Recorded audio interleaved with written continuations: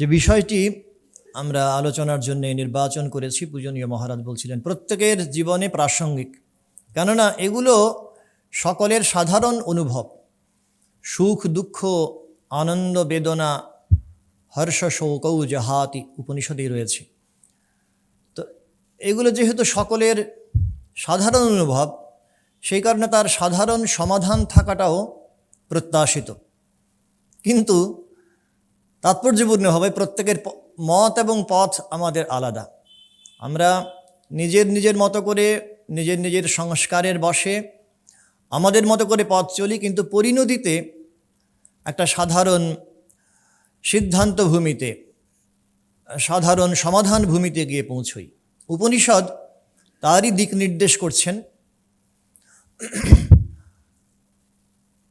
হর্ষ এবং শোক এটা কিভাবে মানুষের জীবনকে প্রভাবিত করে, আমরা প্রত্যেকে এই ভাবনার অংশীদার। বিশেষ করে ভগবদ্গীতার পাঠক আমরা যারাই রয়েছি, তারা জানি কিভাবে অর্জুন এই শোকের দ্বারা আচ্ছন্ন হয়েছিলেন, তার বুদ্ধির আকাশ কিভাবে ঢেকে গিয়েছিল, এবং সেখান থেকে তাকে শুভ্র বুদ্ধির আলোকে আনন্দময় ভুবনে উত্তরণের দিশা দেখিয়েছিলেন ভগবান। এবং সেখানে ভগবদ্গীতায় আমরা বারবার এই শোক শোচনা এই শব্দগুলোর প্রয়োগ দেখতে পাই। মা শুচা সম্পদং দৈবীম অভিজাতোসি পাণ্ডব। অর্জুন, তুমি শোক করো না, তুমি দৈবী সম্পদ নিয়ে জন্মগ্রহণ করেছ, আর এই দৈবী সম্পদগুলোর জাগরণ তুমি ঘটাতেও পারো। তারপরে একেবারে অষ্টাদশ অধ্যায়ের শেষের দিকে সর্বধর্মান পরিত্যাজ্য মামেকং শরণং ব্রজ অহং ত্বাং সর্বপাপেভ্যো মোক্ষয়িষ্যামি মা শুচঃ। শোক করো না, এখানেও একই কথা বারবার স্মরণ করিয়ে দেওয়া হলো।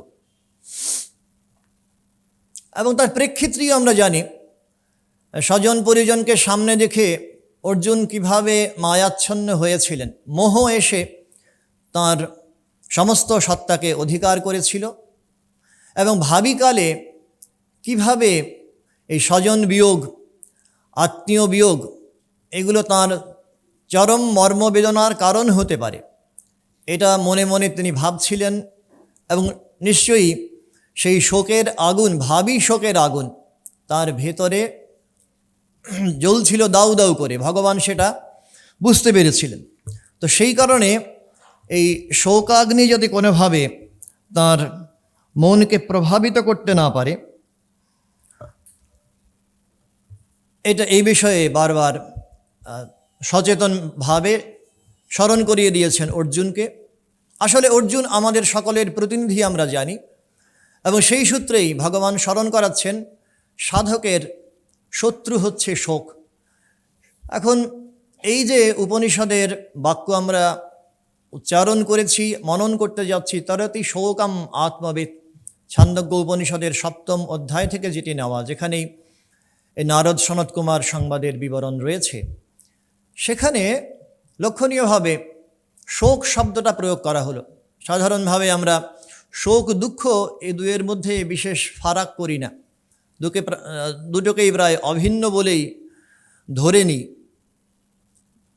তফাৎটা হচ্ছে এই, আসলে দুঃখের উৎস বাইরের জীবনে, বাইরের জগতে বিস্তৃতভাবে থাকতে পারে, বিভিন্ন উৎস থাকতে পারে। শোক কিন্তু উৎসারিত হচ্ছে আমার অন্তর্জীবন থেকে। মনে মনে আমি চিন্তা করছি, দুশ্চিন্তাগ্রস্ত হচ্ছি ভাবিকালে। ওই যেমন অর্জুনের ভাবিকালে কী হবে, এই আত্মীয় নিধন হলে তার পরিণতি কী হবে, বংশনাশ হবে, পরম্পরাক্রমে এই দুঃখের ভার প্রত্যবায়, পাপের ভার আমাকে বইতে হবে। এই চিন্তাগুলো তার মনকে প্রভাবিত করছে, অনুশোচনার আগুনে তিনি দগ্ধ হচ্ছেন। এইটা হচ্ছে শোকের লক্ষণ। বাইরের জগতে কি হচ্ছে না হচ্ছে সেটা একটা দিক, কিন্তু অন্তর্জগতে আমি শোকদগ্ধ হচ্ছি। তো সেই কারণে সাধক এইটা দ্বারা যখন প্রভাবিত হয়, শোকের দ্বারা যখন প্রভাবিত হয়, সে আর এগোতে পারে না। বুদ্ধির শুদ্ধ মন, শুদ্ধ বুদ্ধি, শুদ্ধ আত্মা এক, ভগবান বলছেন কথামৃতে। কিন্তু সেই শুদ্ধ বুদ্ধির আলোয় এসে পৌঁছতে পারবে না যদি শোকের একটা প্রাকার, যদি একটা দেওয়াল আমরা নির্মাণ করি।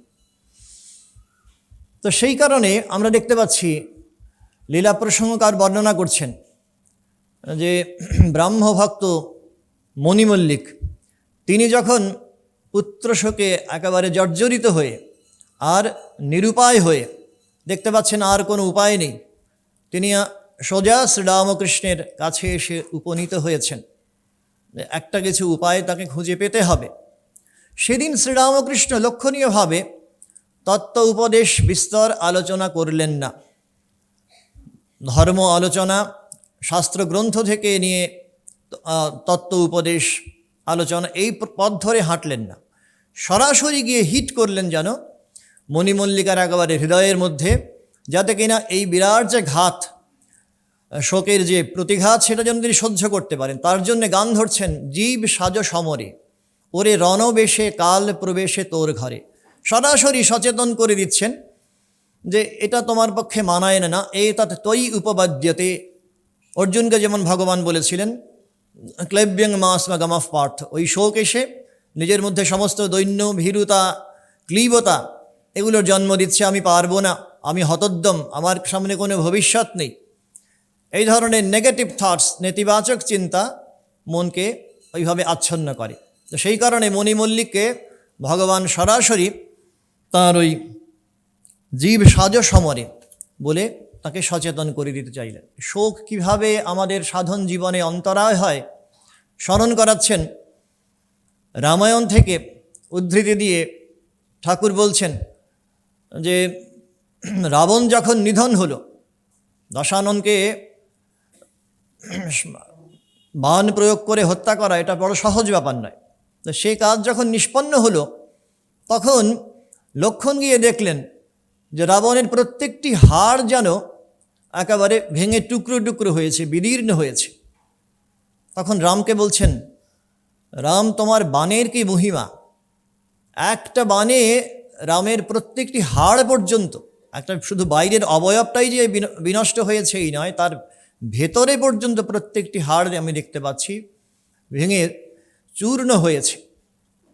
তখন শ্রীরাম বলছেন, ভাই এই যে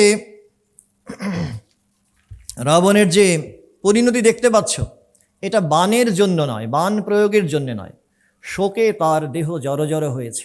ওই এক এক করে তার আত্মীয় পরিজন, মেঘনাদ, কুম্ভকর্ণ সবাইকে দেখতে পাচ্ছে, তার চোখের সামনে নীলীন হয়ে যাচ্ছে, হারিয়ে যাচ্ছে, দেহত্যাগ হচ্ছে। আর এর পরিণতি, এর যে শোক, এটার আগুন তার ভেতরে দাউ দাউ করে জ্বলছে, কোনোভাবে এখান থেকে সে বেরিয়ে আসতে পারছে না। ফলে স্বাভাবিকভাবেই যখন অন্তিমবারের মতো বাণ প্রয়োগ করা হয়েছে, সঙ্গে সঙ্গে তার শরীর তো নিহত হয়েইছে, ভেতরে পর্যন্ত যে হাড়গুলো ছিল সেগুলো পর্যন্ত তার দৃশ্য একেবারে পরিস্ফুট হয়েছে, বিদীর্ণ হাড়গুলো। এই শোক কীভাবে গান্ধারীর মনকে আচ্ছন্ন করেছিল মহাভারতে আমরা স্মরণ করতে পারি। তিনি এত ধর্মবেত্তা, জানেন যে যেখানে ধর্ম সেখানেই বিজয়। দুর্যোধন যখন তার কাছে এসে যুদ্ধে যাওয়ার মুখে তার আশীর্বাদ প্রার্থনা করেছেন, গান্ধারী নির্ভীক চিত্তে বলতে পেরেছেন, পুত্র স্নেহের সমস্ত বন্ধন খণ্ডন করে বলতে পেরেছেন, যথা ধর্ম তথা জয়।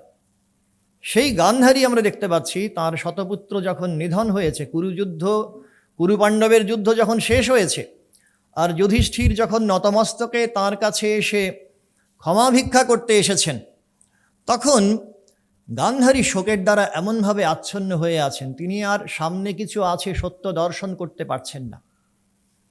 তিনি অভিসম্পাদ দেওয়ার জন্য মন স্থির করেছেন। ব্যাসদেব সে বুঝতে পেরেছিলেন। ব্যাসদেব বুঝতে পেরে গান্ধারীর তাঁর কাছে এসে, অবশ্যই যুধিষ্ঠিরের অগোচরে তাঁর কাছে এসে নিবেদন করেছিলেন যে এইভাবে তিনি যেন অভিসম্পাদ প্রদান না করেন।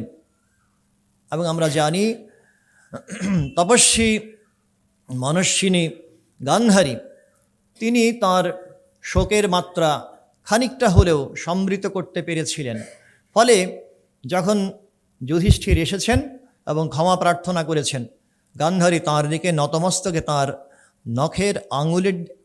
আঙুলের নখের দিকে তাকিয়েছেন মাত্র, এবং তাইতেই শোকের এতটাই প্রভাব এবং তাঁর তপস্যারও শক্তি বটে, এইতেই যুধিষ্ঠিরের তাঁর পায়ের নখগুলো একেবারে বীভৎস আকার ধারণ করেছে, কুৎসিত হয়ে গেছে। তো এইগুলো বোঝায় যে শোকের প্রভাব কত গভীর, কত ব্যাপক। অথচ আমরা জানি না, আমরা পথভ্রান্ত, এটা থেকে পরিত্রাণের কি উপায় আছে এটা আমাদের কাছে খুব পরিষ্কার নয়। সাধারণের কাছে মতে আমরা যারা সাধক বা প্রবর্তক রয়েছি আমরা বুঝতে পারি এটা একটা বিপদ, তাই থেকে পরিত্রাণের উপায় কি জানি না। তো সেইখানে দাঁড়িয়ে আমরা দেখতে পাচ্ছি নারদ এবং সনত কুমার, যারা সমকালীন ভারতের অগ্রগণ্য পুরুষ, সাধন তপস্যার নিরিখে, পবিত্রতার নিরিখে তাদের তুল্য আর সমকালীন ভারতে কে ছিল?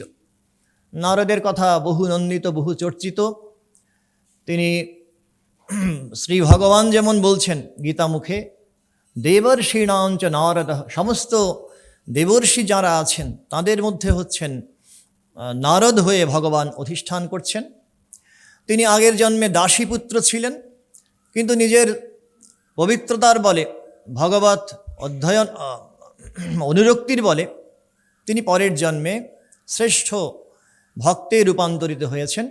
এবং বিভিন্ন পুরাণে, ভাগবতে আমরা দেখতে পাচ্ছি তিনি বারবার, মহাভারতে তিনি প্রবেশ করছেন, ধর্মপথে যারা চলছেন তাদের অনুপ্রেরণা দিচ্ছেন, যারা ধর্মপথ থেকে চ্যুত হচ্ছেন তাদের সাবধানবাণী উচ্চারণ করছেন, কখনো কখনো দৌত্যের কাজ করছেন, যাতে কিনা সম্ভাব্য যে সংঘাত বা বিপর্যয় যাতে সেটা কাটানো যায় সেই ব্যাপারে তিনি অনুঘটকের কাজ করছেন। এবং সবসময় নারদ বীণাবাদন, সবসময় হরি গুণগানে মত্ত হয়ে আছেন। এই হচ্ছে নারদের চরিত্র। কোনো কোনো জায়গায় পুরাণে তাকে ব্রহ্মার তনয় বলেও বর্ণনা করা হয়েছে। যাই হোক, সনত কুমার কিন্তু সৃষ্টিকর্তা প্রজাপতি ব্রহ্মার তাঁর যে 4 জন মানসপুত্র, সনক, সনন্দন, তাদের মধ্যে একজন সনত কুমার। তো এই সনত কুমার তিনিও তাঁর সাধনার বলে বহুমানিত, বরেণ্য। এবং এক সময়ে ঋষিরা এসে ভগবানের শিব মাহাত্ম্যের কথা তার কাছে শুনতে চেয়েছিলেন। তিনি দীর্ঘক্ষণ ধরে শিবচরিত্র বর্ণনা করেছিলেন ঋষিদের সামনে, বহুবিধ উপাসনা করেছিলেন, সুমেরু পর্বতের শিখরে তপস্যা করেছিলেন দীর্ঘদিন, এবং ব্রহ্মার কাছে তিনি যোগজ্ঞান লাভ করেছিলেন। তো হেন সনত কুমার এবং নারদের যখন সম্মিলন হচ্ছে তখন বুঝতেই হবে, ওই কঠোপনিষদে যেমন বলা হচ্ছে, আশ্চর্য জ্ঞাতা কুশলানুশিষ্ট। এই যে আত্মতত্ত্বের কথা, ভগবত তত্ত্বের কথা, এটা যেখানে সেখানে বর্ণিত হলে তাতে ফল প্রসব হয় না। যিনি বলবেন তিনি যেমন আশ্চর্য হবেন, তিনি যেমন অদ্ভুত শক্তির অধিকারী হবেন, অধ্যাত্ম সম্পদের অধিকারী হবেন, যিনি শুনছেন, শ্রোতার আসনে যিনি বসে আছেন, তিনিও সেই রকমভাবে দৈবী সম্পদে বলীয়ান হবেন। এই দুয়ের সম্মিলন হলে তখনই অদ্ভুত ফল প্রসব হবে এবং শিষ্যের অন্তরে জ্ঞানের আলো প্রজ্বলিত হবে। এই নারদ সনত কুমার সংবাদে এই ধরনের একটি অদ্ভুত প্রেক্ষিত নির্মিত হয়ে আছে। নারদের দিক থেকে তার কাছে এই সম্মিলনের প্রয়োজনীয়তা কী ছিল আমরা দেখতে পাচ্ছি নারদ সম্মুখেই বর্ণনা করছেন এই ছান্দোগ্য উপনিষদের 7ম অধ্যায়ের গোড়ায়, যে আমি যে এত কিছু পড়াশোনা করলাম, আগের জন্মে দাসীপুত্র ছিলেন কিন্তু এই জন্মে বিস্তৃত অধ্যয়নের সুযোগ পেয়েছেন, শাস্ত্র পাঠ করেছেন, তিনি অধ্যাত্ম, ইতিহাস, পুরাণ, বেদ, বেদাঙ্গ, বেদান্ত, তারপরে জ্যোতিষ, অস্ত্রবিদ্যা, ক্ষত্রবিদ্যা, ঔষধবিদ্যা, সমস্ত কিছু তিনি অধ্যয়ন করেছেন। করেও তিনি দেখতে পাচ্ছেন তার মনে কিন্তু শান্তি আসছে না।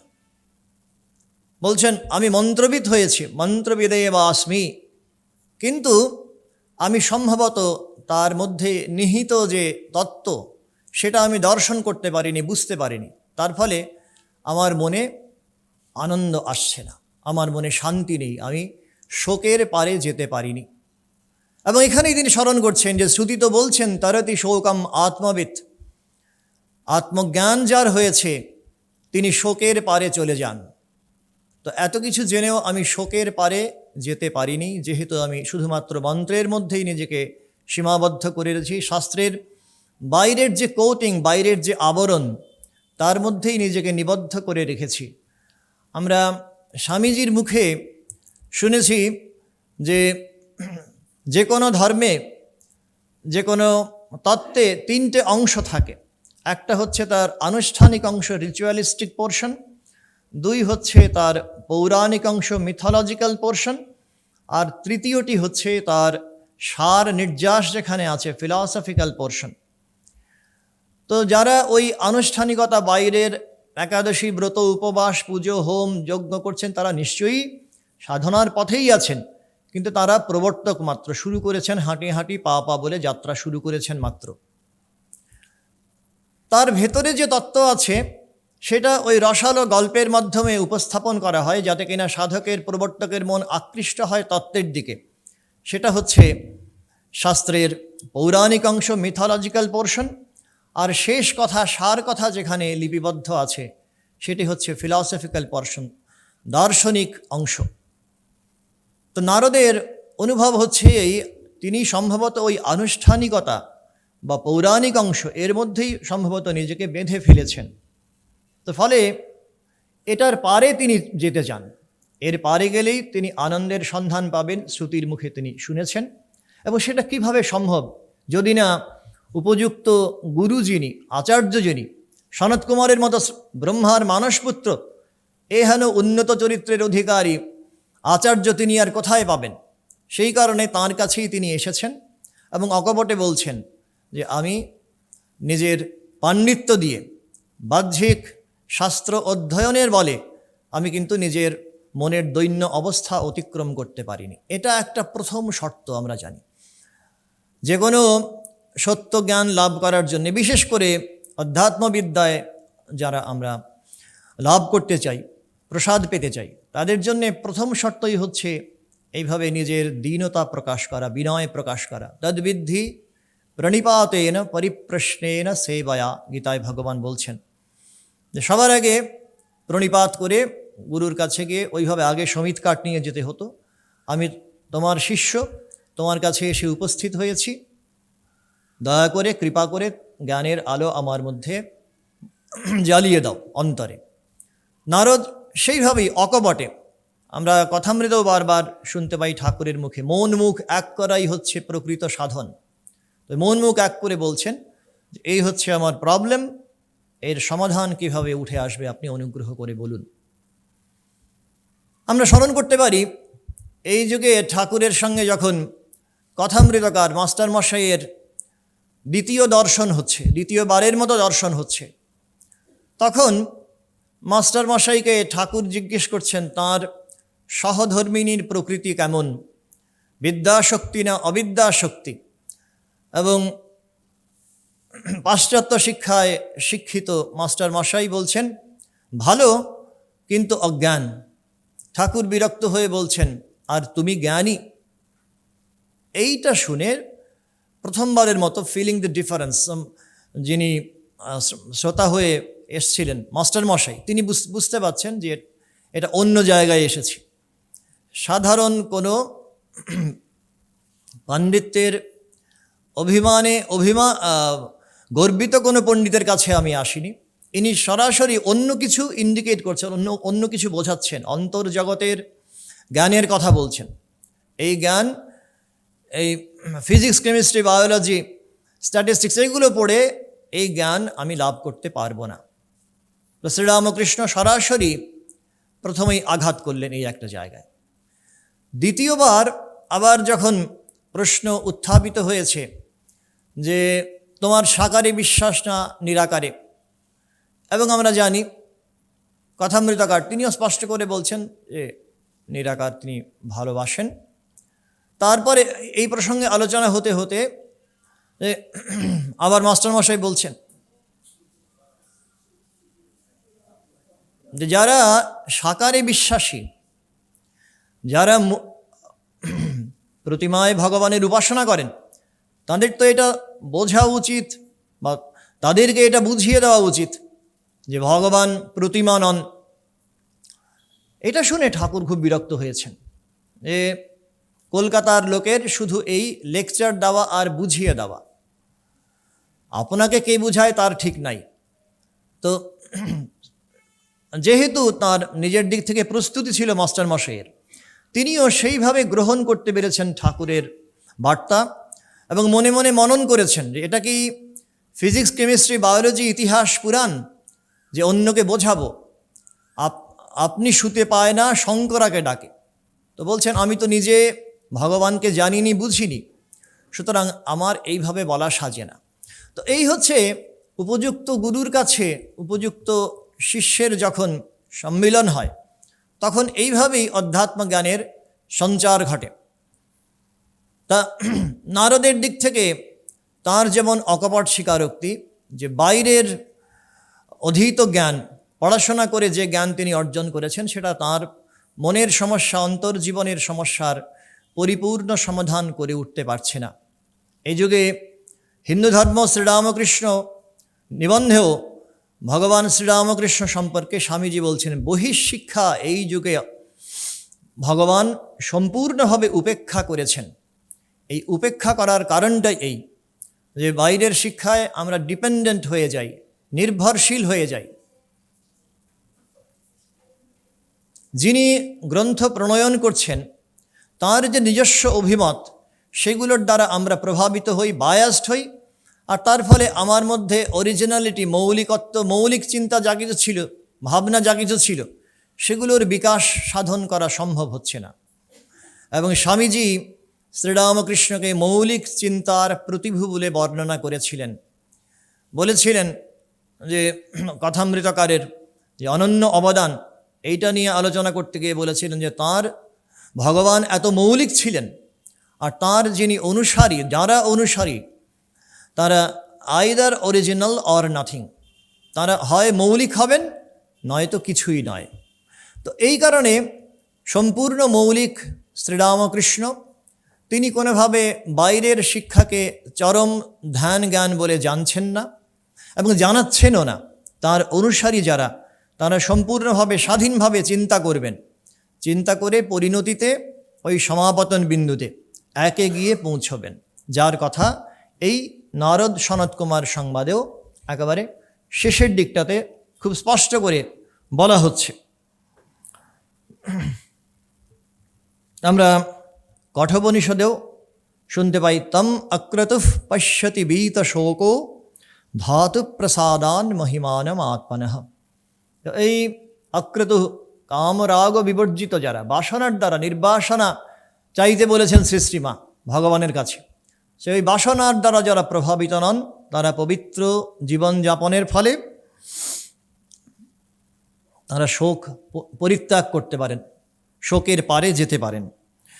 তো এই প্রেক্ষিতে আমরা এই নারদ সনত কুমার সংবাদে প্রবেশ করছি এবং সেখানে নারদ যখন তার যে লিস্ট, যেগুলো তিনি অধ্যয়ন করেছেন, জেনেছেন, সেগুলো যখন সনত কুমারের সামনে উপস্থাপন করেছেন, আসলে সনত কুমার প্রথমেই প্রশ্ন করছেন যে তুমি কি জেনেছ, কি পড়েছ?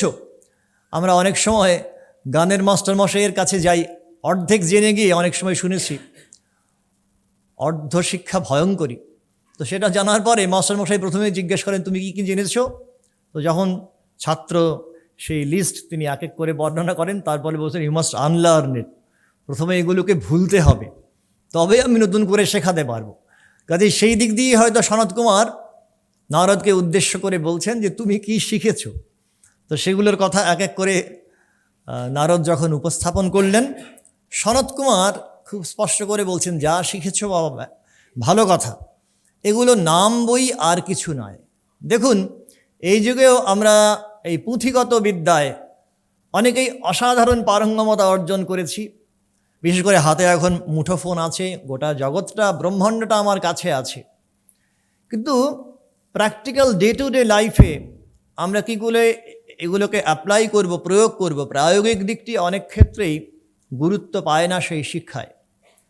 তো সেই কারণে সনত কুমার প্রথমেই নারদকে স্পষ্ট করে দিচ্ছেন, যা শিখেছ সেটা নাম বই, আর কিছু নয়। এই নাম বলতে তিনি নিশ্চিতভাবেই এই নারদের অর্জিত যে জ্ঞান সেগুলোকে এই ক্ষত্রবিদ্যা, ঔষধবিদ্যা, নক্ষত্রবিদ্যা, সর্পবিদ্যা, জ্যোতিষ, এই সবগুলোর কথাই তিনি নির্দেশ করেছেন। তো নারদ তার দিক থেকে সেই প্রস্তুতি হয়েছিল। তিনি এটাকে খুব পজিটিভ স্পিরিটে, ইতিবাচক দিক মনোবৃত্তি নিয়ে তিনি গ্রহণ করলেন। বলছেন, ভালো কথা, ভগবো নামনা ভূয় ইতি।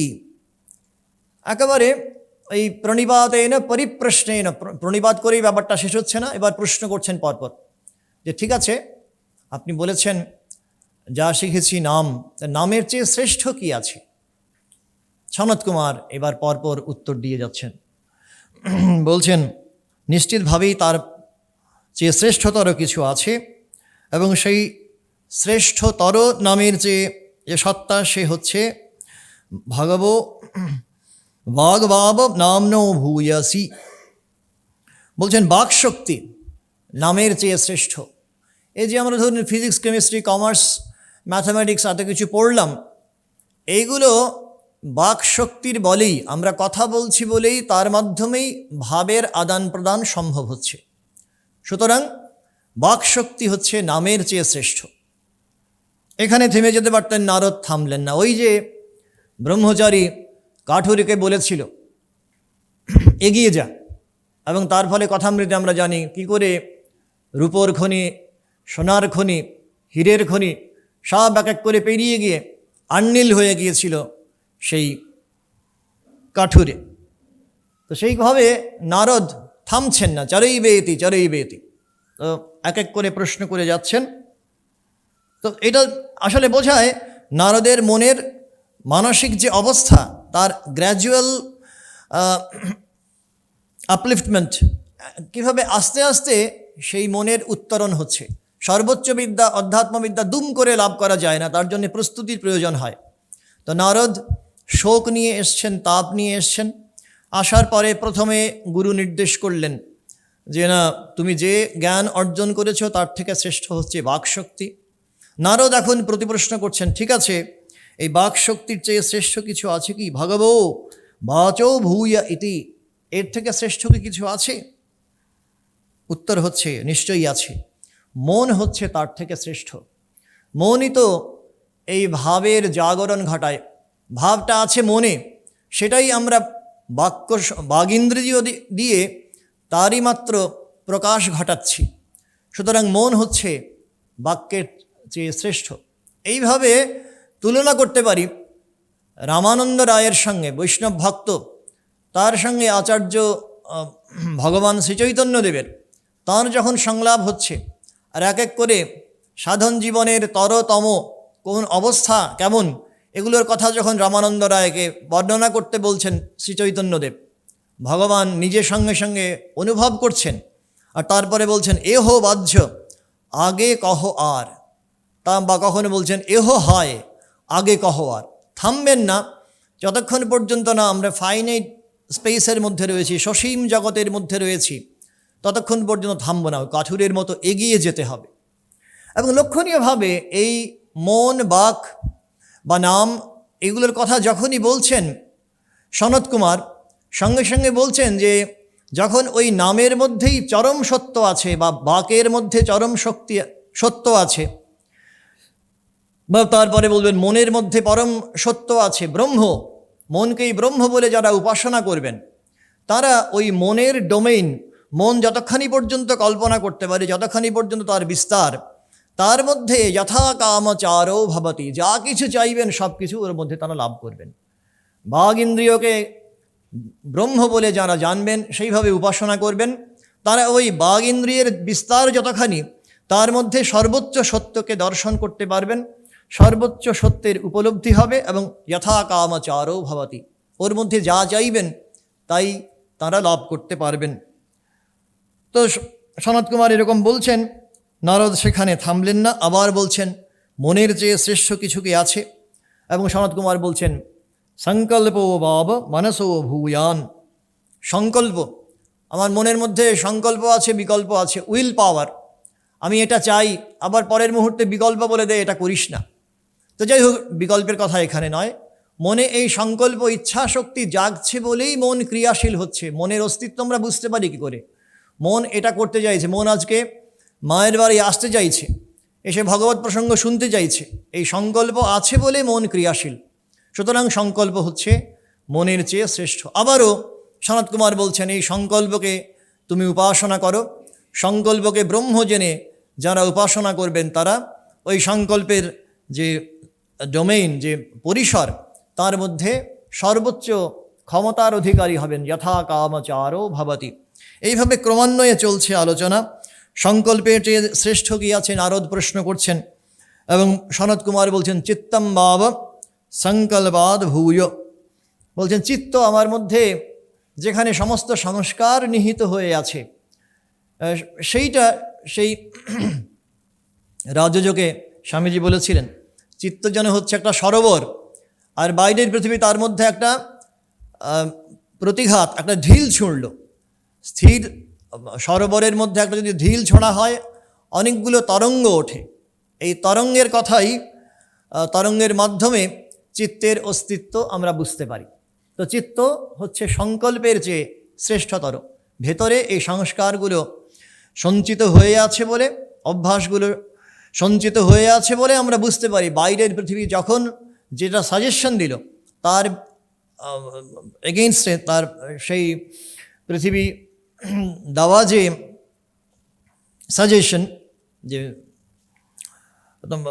তার বিরুদ্ধে আমরা কিভাবে রিয়্যাক্ট করব, সেইটা উঠে আসছে এই চিত্ত থেকে। নারদ আবার প্রশ্ন করছেন, তাহলে চিত্তেই তো নিশ্চয়ই সব শেষ নয়, চিত্তের চেয়েও শ্রেষ্ঠতর কিছু নিশ্চয়ই আছে। তখন সনত কুমার বলছেন, না, ধ্যানম ভাব চিত্তাদ ভূয়। ধ্যান হচ্ছে চিত্তের চেয়ে শ্রেষ্ঠতর। কারণ আমি যেমনভাবে ধ্যান করছি, আমি যদি বুদ্ধের মুখ ধ্যান করি, যদি শ্রীরামকৃষ্ণের চরণ ধ্যান করি, তাহলে শ্রীরামকৃষ্ণকেই লাভ করব। যদি আবার জাগতিক কোনো কিছু চিন্তন করি, তাহলে সেটাই আমার কাছে সংস্কার হয়ে সঞ্চিত হয়ে থাকবে, অভ্যাস হয়ে সঞ্চিত হয়ে থাকবে। সুতরাং এই চিত্তের মধ্যে যে সংস্কারগুলো নিহিত হয়ে আছে, তার মূলে আছে আমার দীর্ঘদিনের অভ্যাস, ধ্যানের অভ্যাস। সুতরাং ধ্যান হচ্ছে চিত্তের চেয়ে শ্রেষ্ঠতর। গীতামুখেও ভগবান বলছেন, ইয়ো ইয়া শ্রদ্ধস্থ এব সহ। যার যেখানে শ্রদ্ধা, যার যেমন অভ্যাস, যে যেমনভাবে ধ্যান করেছে, তেমনভাবেই তার চরিত্র গঠিত হয়েছে। নারদ সেখানে থামছেন না, আবার বলছেন, ভগবো ধ্যানাদ ভূয় ইতি। ধ্যানের চেয়ে শ্রেষ্ঠ কী আছে? সনত কুমার বলছেন, বিজ্ঞানম বাব ধ্যানাদ ভূয়। বিজ্ঞান হচ্ছে ধ্যানের চেয়ে শ্রেষ্ঠতর। বিজ্ঞান হচ্ছে জানা। ধ্যানের মধ্যে আমরা কন্টেমপ্লেট করার, মন নিবিষ্ট করার চেষ্টা করি কোনো ধ্যেয় বস্তুতে। কিন্তু শ্রীরামকৃষ্ণ সম্পর্কে যদি না জানি, অন্তত বাইরের দিক থেকে যদি না জানতে পারি, তার চরিত্র মাহাত্ম্যের কথা, জীবনের অলোক সামান্য জীবনের কথা, তাহলে ধ্যান কি করে হবে? এটা কথামৃতে ঠাকুরও বলেছেন, যার সম্পর্কে, যাকে চিন্তন করবি, তার সম্পর্কে যদি না জানবি, তাহলে কি করে সেটা সম্ভব হবে? সুতরাং ধ্যানের চেয়ে শ্রেষ্ঠ হচ্ছে বিজ্ঞান, তার সম্পর্কে জানা। এবং এখানেও আবারও সনত কুমার বলছেন যে না, এই বিজ্ঞানের পরিসরেও যে যতখানি এগিয়ে যেতে পারবে, যথা কামচারো ভবতি। এখানে বিজ্ঞানকে ব্রহ্ম জেনে যে এগিয়ে যাবে অন্তর্জীবনে, সে যা কিছু চাইবে সব লাভ করতে পারবে। নারদ থামছেন না, প্রশ্ন করছেন, ভগবো বিজ্ঞানাদ ভূয় ইতি। এই বিজ্ঞানের চেয়ে শ্রেষ্ঠ কী আছে? এখন মনে হচ্ছে একটা যেন প্যারালাল একটা ডিরেকশনে, এতক্ষণ পর্যন্ত সরাসরি অন্তর্জীবনের শ্রেষ্ঠ সম্পদ লাভের জন্যে, সর্বোচ্চ জ্ঞান, অধ্যাত্ম জ্ঞান লাভের দিকে অগ্রসর হচ্ছিলেন। মনে হচ্ছে এখানে যেন অ্যাপারেন্ট ডিপার্চার, মনে হচ্ছে যে তার পাশাপাশি যে অন্য ফ্যাকাল্টিগুলো আছে, সেগুলোকেও যেন আমরা সমানভাবে গুরুত্ব আরোপ করি। যতক্ষণ পর্যন্ত আমাদের শারীরিক মানসিক স্তরে অস্তিত্ব রয়েছে, এই কথা স্মরণ করে সনত কুমার নারদকে বলছেন, বলম বাব বিজ্ঞানাদ ভূয়। এই যে বিজ্ঞানের কথা আমরা বলছি, জ্ঞান আহরণ, জানা, এটা সম্ভব হবে যদি আমার মধ্যে ফিজিক্যাল স্ট্রেংথ থাকে, যদি আমার মধ্যে বল থাকে। নায়মাত্মা বলহীনেন লভ্য, এই শ্রুতিই বলছেন। সুতরাং বল ছাড়া কোনো কিছু হবে না। সুতরাং এই বলকে তুমি ব্রহ্মজনে উপাসনা করো। আমরা জানি, স্মরণ করব এই স্বামী শিষ্য সংবাদ প্রণেতা শিষ্য শরৎ চক্রবর্তীর সঙ্গে স্বামীজির যে সংলাপ হচ্ছে, সেখানেও নায়মাত্মা বলহীনেন লভ্য এই নিয়ে চর্চা হচ্ছিল। এবং এখানে বল শব্দে ভাষ্যকার যে ব্রহ্মচর্য বোঝাতে চেয়েছেন, শিষ্য শরৎ চক্রবর্তী স্বামীজির সামনে এই কথা উপস্থাপন করেছিলেন। তখন স্বামীজি বলছেন, তিনি বলুন গে, যে আমি বলছি যে এই যুগের জন্যে, যখন মানুষ নির্বীর্য হয়ে পড়েছে, তমগুণে আচ্ছন্ন হয়ে গেছে যখন ভারতবর্ষ, তখন ফিজিক্যাল স্ট্রেংথ, বাইরের দিক থেকে আমাদের শক্তির অধিকারী হতে হবে। তো যাই হোক, এখানেও আমরা উপনিষদেও দেখতে পাচ্ছি বলের উপরে গুরুত্ব আরোপ করা হচ্ছে। নারদ আবার প্রশ্ন করছেন, এ বলের চেয়ে শ্রেষ্ঠ কি আছে? ভাগবো বলাদ ভূয় ইতি। সনত কুমার বলছেন, এই বল উঠে আসে অন্ন থেকে। যদি আমি মুখে কিছু আহার্য গ্রহণ না করি, নিশ্চয়ই আমি দুর্বল হয়ে পড়ি, শক্তিহীন হয়ে পড়ি, যেটা ভারতবর্ষের অবস্থা হয়েছিল। সেই কারণে অন্নম বাব বলাদ ভূয়ঃ। নারদের বরাবর প্রশ্ন করছেন, ভাগবো অন্নাদ ভূয় ইতি, এর থেকে অন্যের চেয়ে শ্রেষ্ঠ কি আছে? সনত কুমার বলছেন যে জল হচ্ছে, আপ হচ্ছে তার থেকে শ্রেষ্ঠ, অন্যের চেয়ে শ্রেষ্ঠ হচ্ছে জল। কেননা অন্ন ধারণ না করে হয়তো কয়েক ঘন্টা, কয়েক দিন আমরা প্রাণ ধারণ করতেই পারি, জল ছাড়া মুহূর্তের জন্যেও এটা সম্ভব নয়। তো যাই হোক, অথবা অন্য দৃষ্টিতে দেখতে গেলে আকাশ থেকে বৃষ্টিপাত হচ্ছে, সেটা শস্য ক্ষেত্রে পতিত হচ্ছে, শস্য উৎপন্ন হচ্ছে, তারপর সেটা আমরা আহার্য হিসেবে গ্রহণ করতে পারছি, মুখে তুলে নিতে পারছি। সেই কারণে জল হচ্ছে, আপ হচ্ছে অন্যের চেয়ে শ্রেষ্ঠতর। নারদ আবার প্রশ্ন করছেন যে জলের চেয়ে শ্রেষ্ঠ কে? সনত কুমার বলছেন, তেজো বাব অদ্ভয়ো ভূয়ঃ। তেজ হচ্ছে জলের চেয়ে শ্রেষ্ঠ, কারণ ওই সূর্যের তেজ, এটাই মেঘ আমাদের সাগরের জলরাশি, জলাশয় থেকে জল আহরণ করে আবার বর্ষণ ঘটায়, বৃষ্টির কারণ হয়, সেটা আবার শস্য উৎপন্ন করায়। তো সেই কারণে ওই কজ অ্যান্ড এফেক্ট রিলেশন, এইটার দিকে কার্যকারণ সম্পর্কের বশে এখানে শুধুমাত্র স্থূল অর্থে এই শ্রেষ্ঠতর এই বিচারগুলো চলছে। তারপরে আবার নারদ প্রশ্ন করছেন যে তেজের চেয়ে শ্রেষ্ঠ কি আছে? সনত কুমার বলছেন, আকাশ হচ্ছে তেজের চেয়ে শ্রেষ্ঠ, কারণ ওই আকাশে ইথার তরঙ্গে আমরা তেজের বিচ্ছুরণ দেখতে পাই, অনুভব করি। তো সেখানেও ওই কার্যকারণ সম্পর্কের বশে আকাশ হচ্ছে তেজের চেয়ে শ্রেষ্ঠ। আবার নারদের প্রশ্ন, তার থেকে শ্রেষ্ঠ কি আছে? সনত কুমার আবার এখানে অন্তর্জীবনে প্রবেশ করছেন, বলছেন স্মরো বাব আকাশাদ ভূয়ঃ। বলছেন স্মৃতি হচ্ছে আকাশের থেকে শ্রেষ্ঠ। আকাশ মানে হচ্ছে স্পেস, স্থান। এই স্থানের চেয়ে শ্রেষ্ঠ হচ্ছে আমার স্মৃতি। যদি স্মৃতি বলে কিছু না থাকে, আমার যদি ধারণা কিছু না থাকে, দেশকাল নিমিত্তের জ্ঞান যদি না থাকে, তাহলে এগুলোর কোনো পারমার্থিক দিক থেকে কোনো সত্তা নেই। সুতরাং আমার স্মৃতিতে এই চেয়ারটা আছে, টেবিলটা আছে, এই অট্টালিকা আছে, এই হলটা রয়েছে, সারদানন্দ হল রয়েছে, সেই কারণেই এর অবস্থিতি। আমি যখন দেশকাল পাত্রের বাইরে এর কোনো প্রাসঙ্গিকতা নেই। সেই কারণে স্মরো বাব আকাশাদ ভূয়ঃ।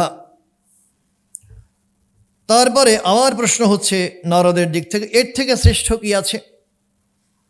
এবং সনত কুমারের উত্তর হচ্ছে আশা বাব স্মরাদ ভূয়ঃ। আশা, আমি এক্সপেক্ট করছি। আমি যদি কিছু না চাইতাম, তাহলে স্মৃতিতে তার জাগরণ হতো না। আমি আজকে প্রত্যাশা করছি আমি সাধু জীবন যাপন করব। আমি প্রত্যাশা করছি আমি আজকে মায়ের বাড়িতে যাব। সেই কারণে আমার স্মৃতিতে এদের জাগরণ হচ্ছে, স্মৃতিতে এদের স্থান রয়েছে, ভগবানের স্থান রয়েছে, মায়ের বাড়ির স্থান রয়েছে, সব কিছুই সম্ভব হচ্ছে যেহেতু আমার মধ্যে আশা রয়েছে, এক্সপেকটেশন। তো এইটা বলে দেখা যাচ্ছে নারদ যেন আপাতভাবে পরিতৃপ্ত, সেখানে তিনি থেমে যেতে চাইছেন, এরপরে আর কিছু প্রশ্ন করছেন না। সনত কুমারও থামতে পারতেন, কিন্তু তিনি হচ্ছেন শ্রেষ্ঠ আচার্য। শ্রেষ্ঠ আচার্য যতক্ষণ পর্যন্ত না শ্রেষ্ঠতম তত্ত্ব, উচ্চতম তত্ত্বের কথা শিষ্যের কাছে উপস্থাপন করতে পারছেন, মেলে ধরতে পারছেন, ততক্ষণ পর্যন্ত তিনি পরিতৃপ্ত নন। সেই কারণে সনত কুমার আবার বুদ্ধির যাতে জাগরণ হয় নারদের মধ্যে, আবার বলছেন যে এষ তু বা অতিবদতি ইয়ঃ সত্যেন অতিবদতি। এই যে আশার কথা বলে তারপরে প্রাণের কথা বলছেন, যে আশার থেকে শ্রেষ্ঠ হচ্ছে প্রাণ। প্রাণের কথা শুনেই, প্রাণের মহিমার কথা শুনেই, যে সর্বব্যাপী প্রাণ আমরা স্বামীজির মুখেও শুনি, জগতে যা কিছু সৃষ্টি খেলা আমরা দেখতে পাচ্ছি সব হচ্ছে আকাশ আর প্রাণের খেলা। বিস্তৃত পরিসর, তাই ধরে এত জড় পদার্থ রয়েছে, তার উপরে প্রাণ ভাইটাল ফোর্স অ্যাক্ট করছে, নিরন্তর তাকে আঘাত করছে, ফলে ওই সৃষ্টি রূপ রস গন্ধ শব্দ স্পর্শ সব এক এক করে জেগে উঠছে। তো এই আকাশ আর প্রাণের খেলা সম্ভব হচ্ছে যেহেতু প্রাণ সর্বব্যাপী। এখন এটা বলে নারদ থেমে গেছেন এবং সনত কুমার তাকে যেন সতর্ক করে দিচ্ছেন, এখানে থামলে চলবে না, সামনে চন্দনের খনি আছে, হীরের খনি আছে, সোনা রূপোর খনি আছে, সোনার খনি আছে। এটা বলে আবার বলছেন যে এই প্রাণের কথা যিনি জানেন, তত্ত্ব যিনি জানেন, তিনি উচ্চকিত কণ্ঠে প্রাণের মহিমার কথা বলেন। সর্বব্যাপী প্রাণ, প্রাণের বিদ্যা যে জানবে সে সর্ববিদ্যায় পারদর্শী হবে। তো সনত কুমারের কথা শুনে নারদের মধ্যেও একটু ভেতরের আগুনটা যেন আবার জ্বলে উঠল, আবার জ্ঞানের স্পৃহা বলবতী হলো। তিনি বলছেন ঠিক আছে, আমিও উচ্চকিত কণ্ঠে, আমি অতিবাদা আমিও উচ্চকিত কণ্ঠে বলবো প্রাণের মহিমার কথা। সনত কুমার বলছেন না, শুধু এভাবে তো হয় না, তার জন্যে তোমাকে সত্যনিষ্ঠ হতে হবে। সত্যম ভগবো বিজিজ্ঞাস, সত্যম এব বিজিজ্ঞাসিতব্যমিতি। এই যে অতিবাদনের কথা হচ্ছে, উচ্চকিত কণ্ঠে প্রাণের মহিমার কথা, এটা বলা তখনই সাজে বা এই বলা তখনই সার্থক হয় যখন সত্যের বল আমাদের মধ্যে থাকে, কথার মধ্যে যখন সেই জোরটা থাকে, আমি সৎ আচরণ করি, সৎ জীবনযাপন করি এবং সত্যের ধ্যান করি, তো সেটা তখন বলবতী হয়। তখন নারদ অনুপ্রেরণার বশে বলছেন সত্যম ভগবো বিজিজ্ঞাসয়িতি, আমি জানতে চাই সত্যটি কি। এই আস্তে আস্তেই পারমার্থিক সত্যের দিকে নারদের অভিযাত্রা শুরু হয়েছে।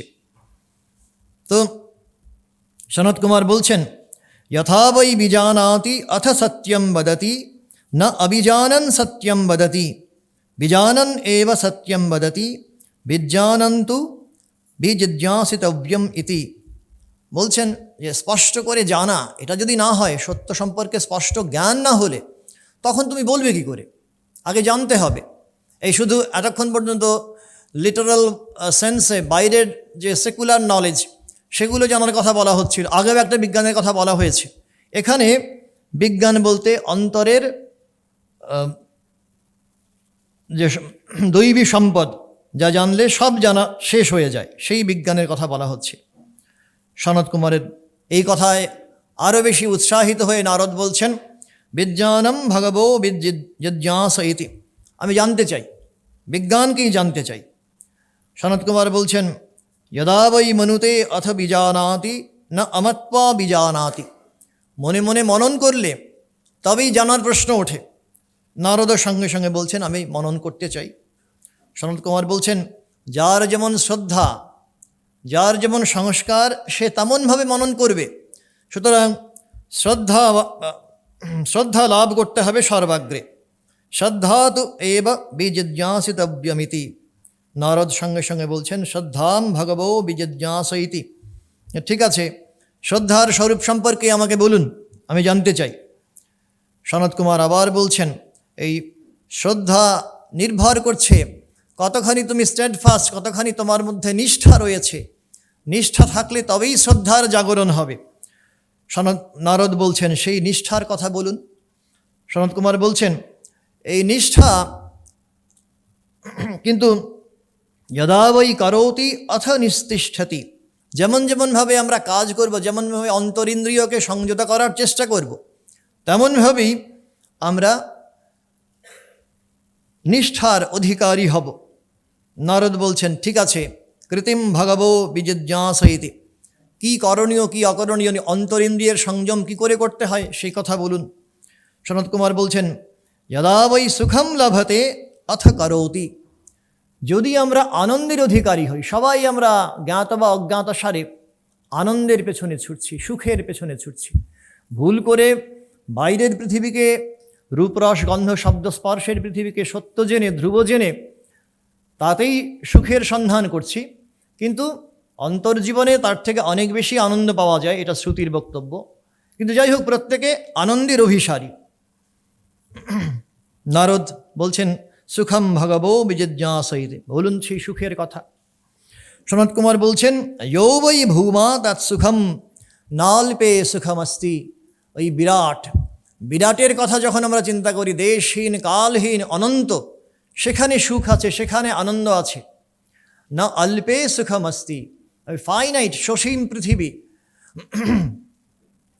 আমি এক এক করে অনেক সম্পত্তি আহরণ করেছি, আমার সোশ্যাল পজিশন স্ট্যাটাস এক এক করে চড়চড় করে বাড়ছে, তাতে আমার সুখ হচ্ছে না। যে কথা নারদ গোড়াতেই বলে ফেলেছিলেন, যে এত বিদ্যা আহরণ করেও, অর্জন করেও, অধ্যয়ন করেও আমার মনের তৃষ্ণা মিটছে না।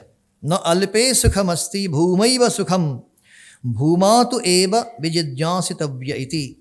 নারদ সেখানেও আবার বললেন যে সেই ভূমার কথাই আপনি আমাকে স্পষ্ট করে বলুন। তারপরে আসলে আমরা একেবারে শেষ অংশে এবং সার অংশে প্রবেশ করছি, যেখানে সনত কুমার আত্মতত্ত্বের কথা স্পষ্ট করে বলছেন উপযুক্ত শিষ্যের কাছে। যত্র নান্যৎ পশ্যতি নান্যৎ শৃণোতি নান্যৎ বিজানাতি স ভূমা অথ যত্র অন্যৎ পশ্যতি অন্যৎ শৃণোতি অন্যৎ বিজানাতি তদল্পম। যেখানে গিয়ে কোনো বিকল্প নেই, ওই যে নির্বিকল্প সমাধির কথা আমরা বলি, কোনো বিকল্প নেই, না অন্যৎ পশ্যতি না অন্যৎ শৃণোতি, কিছু মতো দেখতেও পাচ্ছেন না, অন্য কিছু শুনতেও পাচ্ছেন না, একেবারে বুঁদ হয়ে আছেন সমাধিতে। 7 জন ঋষি ওইভাবে সমাধিতে বুঁদ হয়েছিল এবং তাদের মধ্যে দিব্য শিশু গিয়ে কেমন বার্তা দিয়েছিলেন সে খবর আমরা জানি। তো যাই হোক, এখানে নারদ স ভগবো কস্মিন প্রতিষ্ঠিত ইতি, এই যে শেষ তত্ত্বের কথা সনত কুমার উপস্থাপন করছেন, নারদ বলছেন করজোড়ে যে এর কি কোনো প্রতিষ্ঠা আছে, এ কোথায় দাঁড়িয়ে আছে? তখন সনত কুমার বলছেন যে না, এর কোনো সাবস্ট্রাটাম, এর কোনো প্রতিষ্ঠা বলে কিছু হয় না, এটা নিজের উপরেই সম্পূর্ণভাবে নির্ভরশীল। সেই এক যেহেতু নির্বিকল্প, তার কোনো বিকল্প নেই, দুই নেই, এক ভিন্ন দুই নেই, কাজেই সেখানে কোনোভাবে কোনো প্রতিষ্ঠা খোঁড়ার অন্বেষণের সন্ধান বৃথা, বিফলতায় পর্যবসিত হবে। স্বে মহিম্নি যদিবা ন মহিম্নীতি, তিনি নিজেই নিজের মহিমায় বিভোর হয়ে আছেন। ওই যে মুণ্ডকোপনিষদে 2 পাখির গল্প ছিল, নিচের পাখি ক্রমাগত ওপরে যাবার জন্যে তৎপর, ওপরে যখন যাচ্ছে তারপরে গিয়ে আবার সে নিচে নামছে, নেমে আবার একবার মিষ্ট ফল খায়, আবার তিক্ত ফল খায়, তেতো ফল খায়, আবার ওপরে ওঠে। এই ছোটাছুটি করতে করতে একসময় ওপরে উঠে গেল, ওপরে উঠে গিয়ে ওপরের যে পাখি যে কিনা সানন্দে বিভোর হয়েছিল তার সঙ্গে মিশে গেল, দেখলো তখন এক ভিন্ন দুই নেই, একটি মাত্র পাখি আছে, সে সবসময়ই নিজের আনন্দেই বিভোর হয়েছিল। সুতরাং স্বে মহিম্নি, নিজের মহিমায় সে প্রতিষ্ঠিত হয়ে আছে।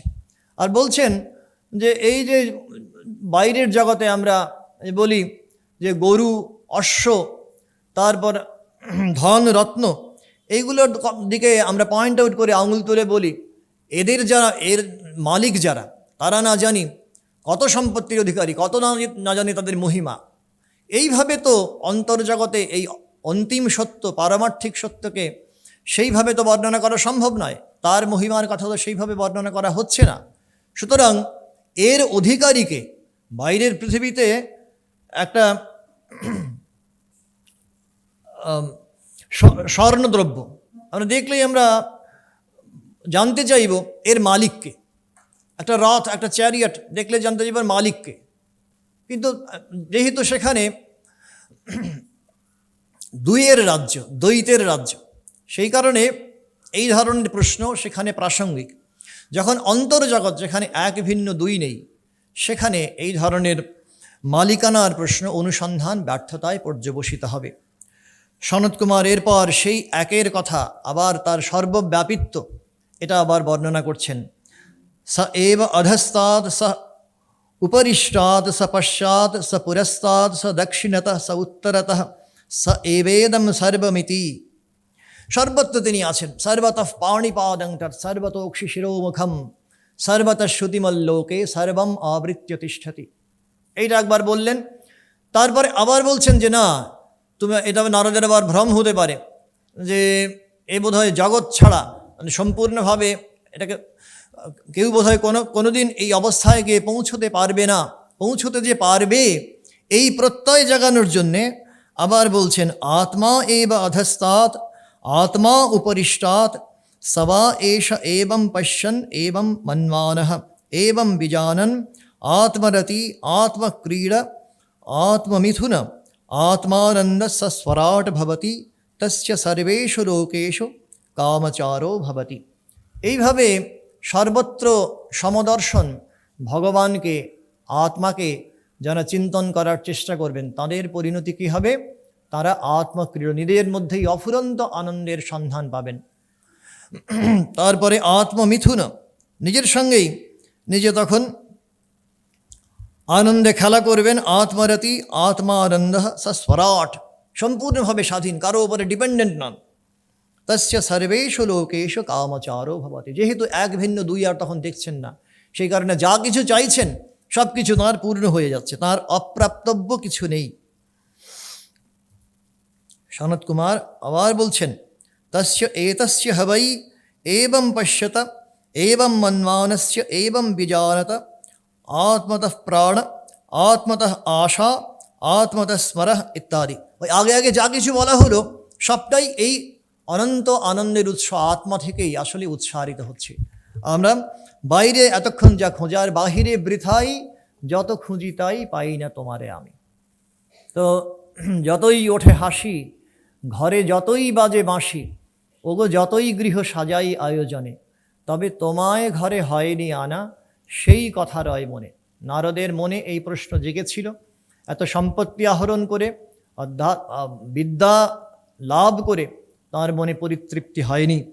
তো সেই কারণে পরিতৃপ্তির উপায় এই অধ্যায়ের একেবারে শেষ অংশে সনত কুমার স্পষ্ট করে বললেন, ন পশ্যো মৃত্যুম পশ্যতি ন রোগম নোত দুঃখতাম সর্বং পশ্যঃ পশ্যতি সর্বম আপনৌতি সর্বশঃ।